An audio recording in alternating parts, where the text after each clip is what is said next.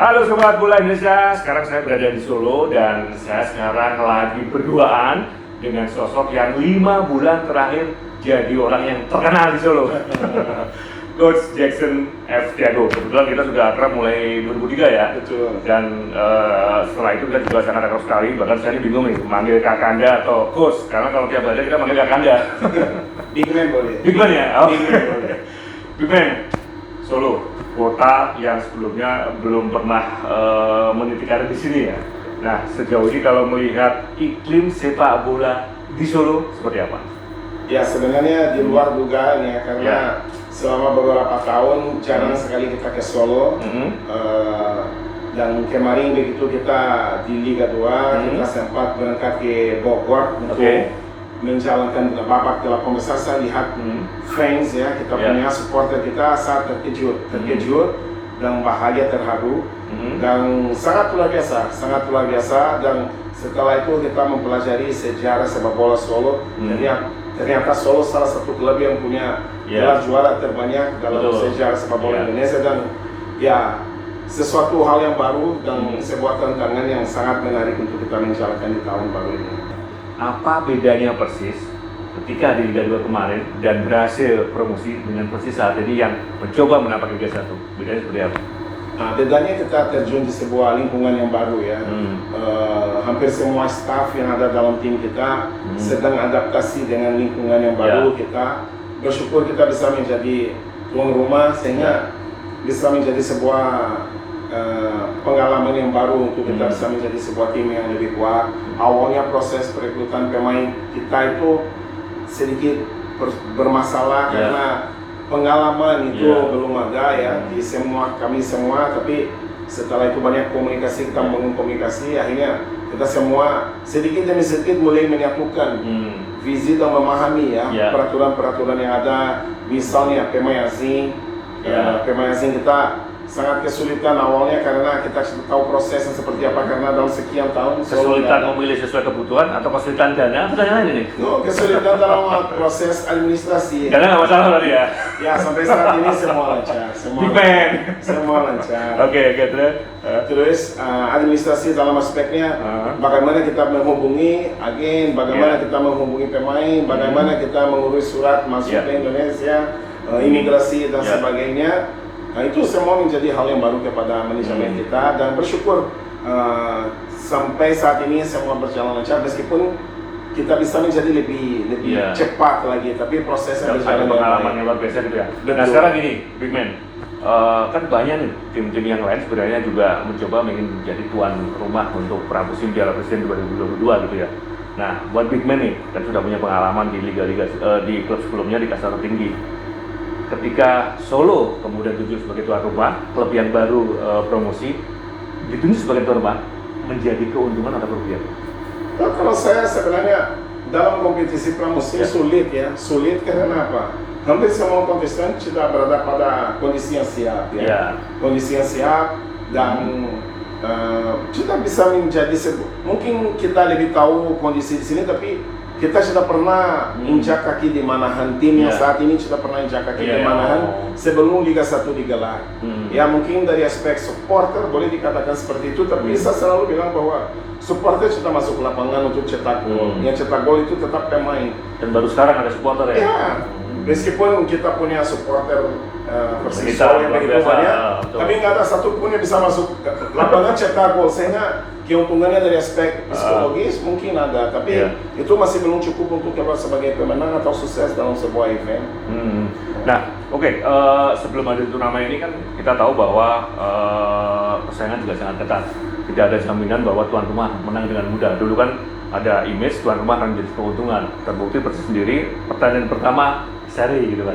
Nah, kalau dari ekspektasi sejauh ini persiapan di awal, kalau dibilang sekarang sudah berapa persen itu? Dari yang diinginkan gitu kan? Tim kita sebenarnya boleh dikatakan dari struktur perencanaan kita sudah sekitar 70-80% ya. Tinggal sekarang ini pemain asing yang baru itu adaptasi dengan kita, tapi pemain lokal sudah cukup lama berkumpul. Kita hampir 1 bulan lah kita berkumpul. kita sudah pernah uji coba dengan Persebaya, uji coba dengan Bali, dengan Youth kita, dan pemain lokal semua sudah menjalankan itu, kecuali pemain asing.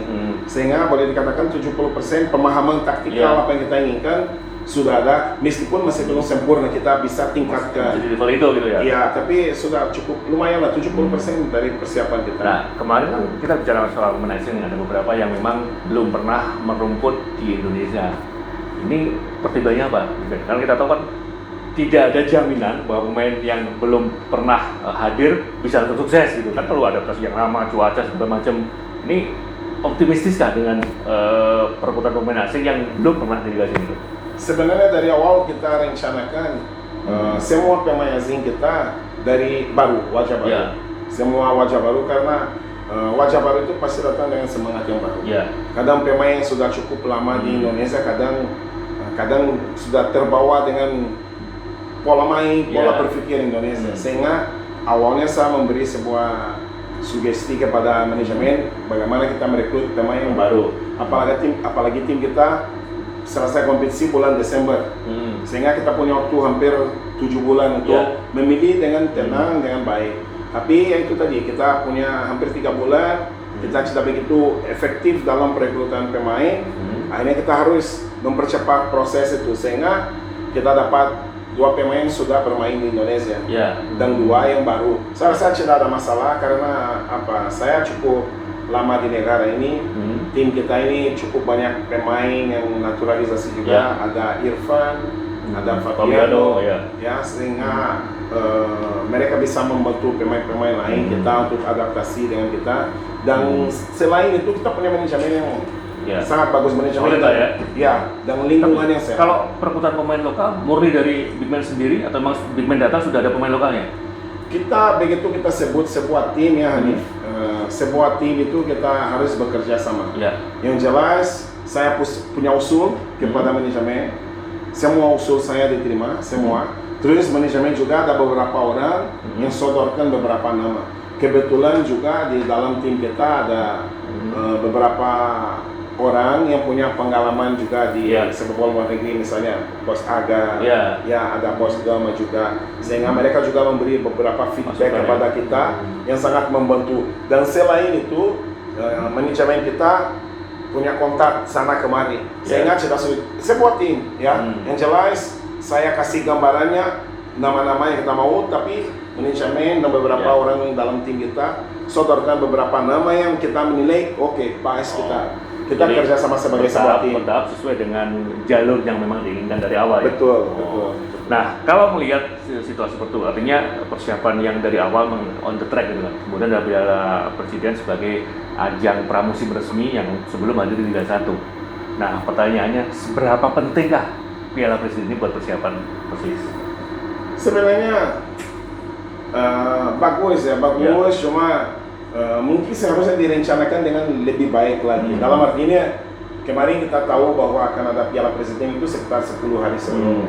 Seandainya agenda itu bisa menjadi sebuah agenda rutin, misalnya Piala Presiden atau Piala Menpora atau Piala Papua, sebenarnya lebih maksimal. Dikasih waktu, misalnya Liga selesai, kita sudah tahu bahwa bulan sekian ada piala ini, saya rasa akan hasil lebih baik.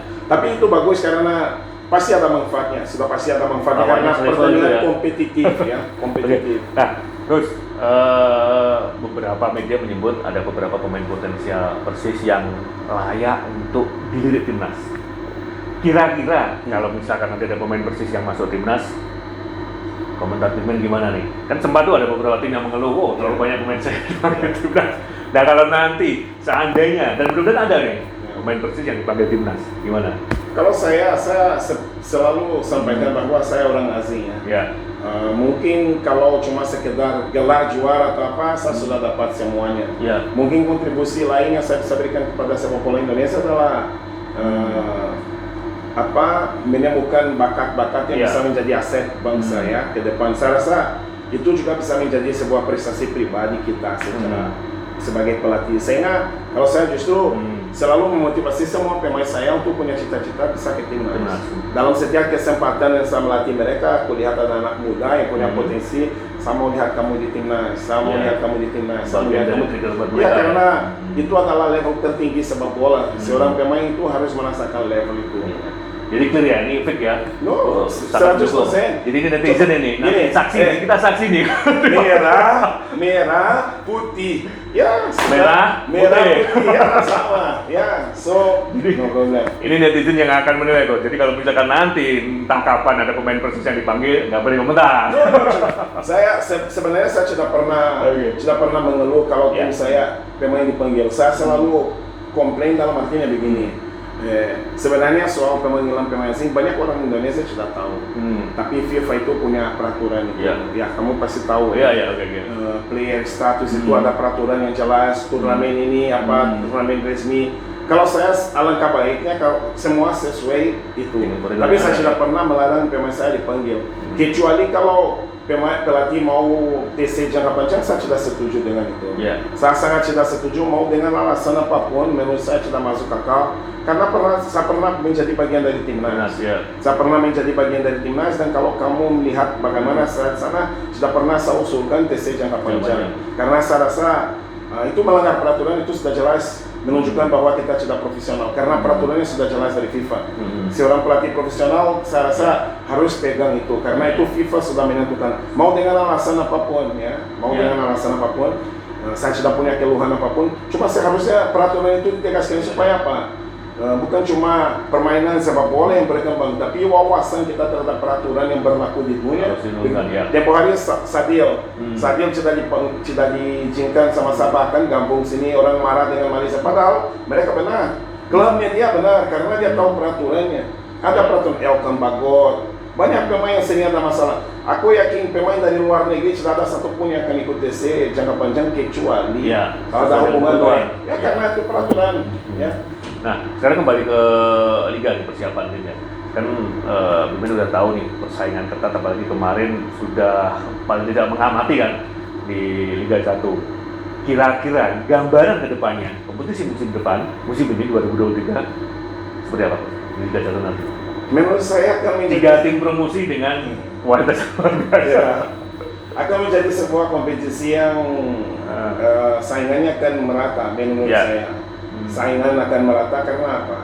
Kelihatan sekali bahwa banyak klubnya mulai melakukan investasi menuju ke arah yang bukan profesional, tapi ke arah bisnis. Betul. Saya rasa sepak bola Indonesia perlu hal seperti itu.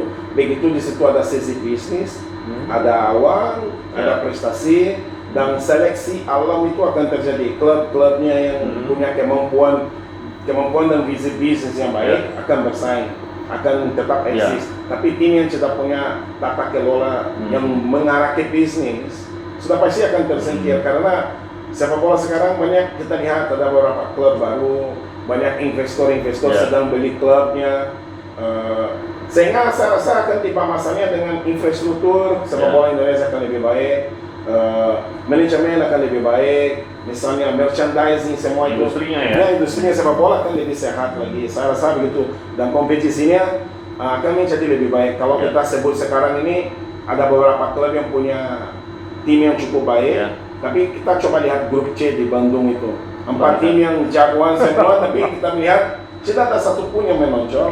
Kemarin Bali aja bisa kalah lawan Bayangkara, Persebaya Persib Bandung sebentar lagi kita bisa lihat. Makanya kekuatannya menurut saya merata. Nah, kalau melihat dari apa yang sudah dijelaskan tadi ya, kemudian pasti nih pemahaman secara keseluruhan ya. Target Persis untuk musim ini kira-kira seperti apa? 5 besar? Saya tidak akan bicara persis ya, saya akan bicara target saya pribadi. Kalau saya pribadi, saya mau membawa tim ini ke kompetisi di Asia. Saya pernah merasakan itu begitu lama dengan Persipura, dulu dengan Persebaya juga. Saya rasa sebuah klub yang mau jadi sebuah klub yang hebat di sepak bola Asia dan Indonesia, kita harus visi ke Asia, kompetisi Asia, bukan kompetisi dalam negeri juara, urutan 5 atau apa, tapi kita harus selalu fokus kepada target kita untuk menuju ke Asia, karena disitulah kita akan merasakan sepak bola yang lebih profesional lagi. Makanya berapa tahun ke depan lo bisa ke Asia? 2 tahun, 3 tahun? Kita sudah Tahun tahu, bisa pertama? saja tahun pertama kita bisa ke sana. Semua itu bisa terjadi, sepak Iya. bola semua bisa terjadi. Tinggal kompetensi kita. Saya selalu bilang bahwa yang membuat kita juara atau tidak itu adalah lingkungan yang kita berada. Kalau lingkungan kita sehat, kita bisa. Misalnya semua pelatih yang ada di sini, misalnya semua kita punya masa, tapi masing-masing punya kehebatan Iya. tersendiri. Tapi lingkungan itu yang mendukung kita untuk bisa berkarya di situ dengan Iya. baik atau tidak. Sehingga kita menutup kemungkinan Persis Solo di tahun pertama bisa saja membuat sebuah kejutan. Iya. Ya kita bicara sulit, jelas sulit. Tapi kita bisa saja membuat Iya. sebuah kejutan dan kita tiap hari kita pergi ke lapangan dengan tujuan begitu. Kalau kata ini tidak ada hal yang mustahil ya. Oke, makasih Big Man. Luar biasa. Pasti nanti ada interview berikutnya yang kita mau ulas seiring dengan perkembangan sepak bola Indonesia, perkembangan liga dan juga perkembangan Persis tentunya. Amin. Tapi sebelum kita pungkasi wawancara singkat di awal ini, saya pengen tanya yang receh-receh aja. Udah di Solo, udah hafal kuliner coach ya? Big Man Sudah, kan coach ya? sudah. Ya, sudah. Tagline sate, mana biryani? Kalau saya pilih sate. Karena Dagingnya lebih empuk, lebih orang tua giginya sudah nggak sehebat dulu ya, sehingga sate aja. sate ya, jadi teman-teman kalau coach sedang latihan dijamu dengan sate. Oke, wisata alun-alun atau keraton? Keraton. Keraton ya, karena Sejarah, saya suka sejarah. oh Saya historika suka ya. sejarah, iya. Waduh, ini romantis sekali kalau Oke, terima kasih Sobat Bola Indonesia. Tadi kita ngobrol sejenak dengan Big Man, kakak Anda, coach juga yang luar biasa. Tapi kita kalau di luar yang acara ini kita lebih ini lagi. Ada gosip-gosip tersembunyi pun kita ungkap, tapi tidak di sini di pertemuan berikutnya. Terima kasih. Saya Adi Marduni, Coach Jackson F. Tiago. Sampai berjumpa di episode berikutnya. Salam olahraga.